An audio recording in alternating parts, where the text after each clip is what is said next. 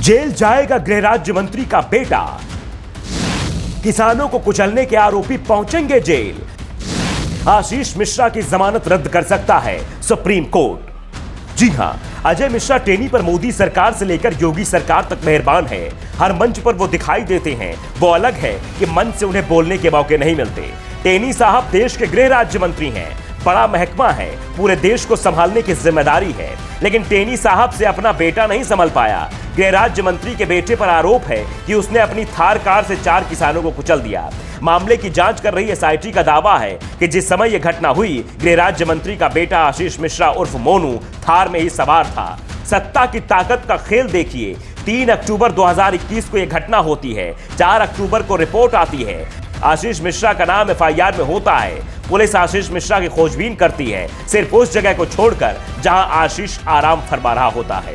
जी हां, पुलिस को पता था कि आशीष कहां है, क्योंकि आशीष मिश्रा के पिता गृह राज्य मंत्री अजय मिश्रा मीडिया को बाइट दे रहे थे और कह रहे थे उनका बेटा घर पर ही है, कहीं नहीं गया। घर गृह राज्य मंत्री का था, इसलिए पुलिस की हिम्मत नहीं हुई आशीष को घर में घुसकर गिरफ्तार करने की। लेकिन जब दबाव बढ़ा तो 9 अक्टूबर को आशीष खुद ही पुलिस के सामने पेश हुआ। उसे गिरफ्तार कर लिया गया, लेकिन 4 महीने में उसे जमानत मिल गई।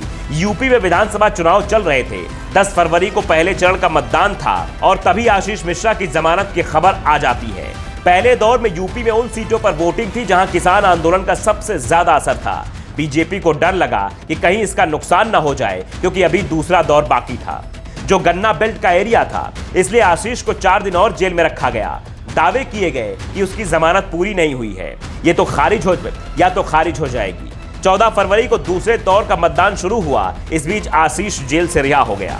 मामला सुप्रीम कोर्ट पहुंच गया, लेकिन सुप्रीम कोर्ट सरकार नहीं गई, बल्कि वो लोग गए जिनके परिजनों को थार से कुचला गया।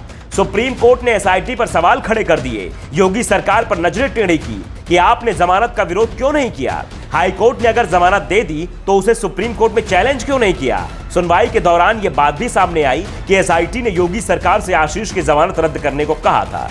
सुप्रीम कोर्ट की निगरानी कमेटी ने सोमवार को स्टेटस रिपोर्ट भी दाखिल कर दी है। सुप्रीम कोर्ट में साफ है कि आशीष मिश्रा की जमानत रद्द होनी चाहिए। जो सबूत है वो बोल रहे हैं कि आशीष मौके पर था।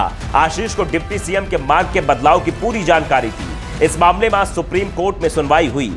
सीजीआई ने यूपी सरकार से पूछा है कि आपने एसआईटी की सिफारिश पर अपील क्यों नहीं की। हाई कोर्ट में आपकी ओर से जमानत का विरोध किया गया। हाई कोर्ट ने इसके बावजूद जमानत दे दी, तो आपने सुप्रीम कोर्ट में अपील क्यों नहीं की। जमानत को चुनौती देने की जिम्मेदारी सरकार की थी। एसआईटी को सुप्रीम कोर्ट आना था, लेकिन उन्होंने अपनी जिम्मेदारी नहीं निभाई। निगरानी समिति ने जब जमानत का विरोध करने को कहा तो उसे अनदेखा किया गया, इसलिए पीड़ित पक्ष को आना पड़ा। आज सरकार की ओर से जवाब दिया गया। हमें तो रिपोर्ट शुक्रवार यानी 3 दिन पहले मिली है, इसलिए रिपोर्ट पर अमल नहीं हो पाया। कोर्ट ने दोनों पक्षों की दलीलें सुन ली हैं, फैसला सुरक्षित रख लिया है, लेकिन कोर्ट के रुख से साफ है कि गृह राज्य मंत्री के बेटे के लिए जल्द ही जेल ही घर बनने वाला है। Bureau report, the such.